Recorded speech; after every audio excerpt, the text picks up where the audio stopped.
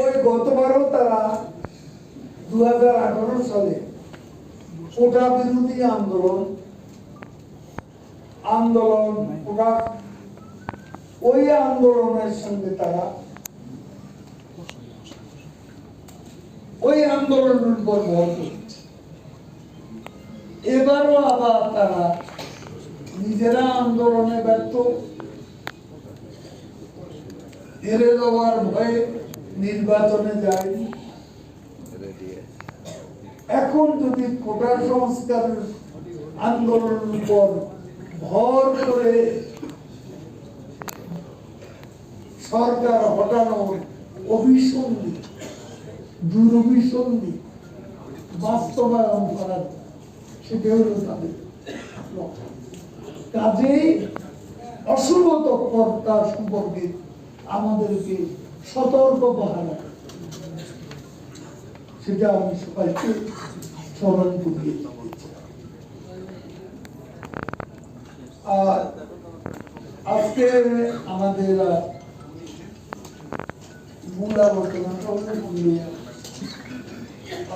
আর যেটা বর্তমান পরিস্থিতিতে আমাদের যে করণীয় সে সম্পর্কে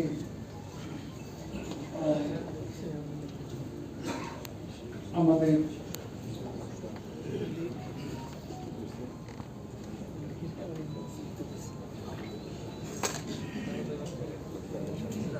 আমরা এখন দুর্যোগ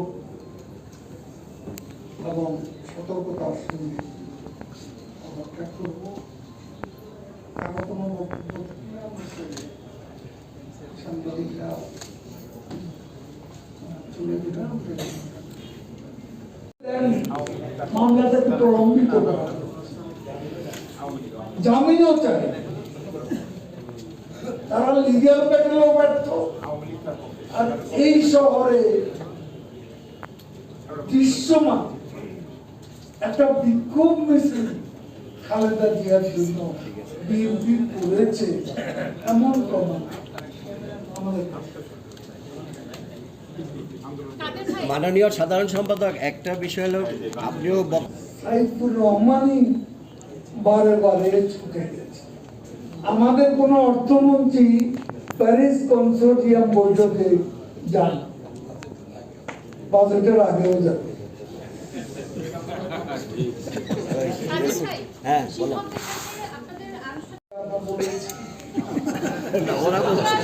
শিক্ষকরা বলছে তারা কি বলল সেটা তো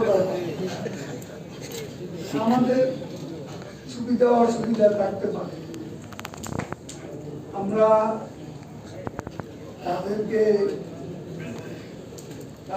তাদের প্রতি কোনো প্রকার অসম্মান তো আমরা করছি না, আমরা করছি আমরা তাদের আন্দোলনটা পর্যবেক্ষণ সময় মতো এটা সমাধান হয়ে যাবে, এটাই আমরা আশা।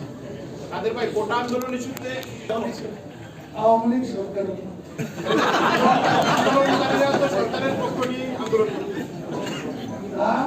আন্দোলনকারীরাও তো সরকারের পরিপত্রের পক্ষ নিয়ে আন্দোলন করতেছে। ঠিক আছে,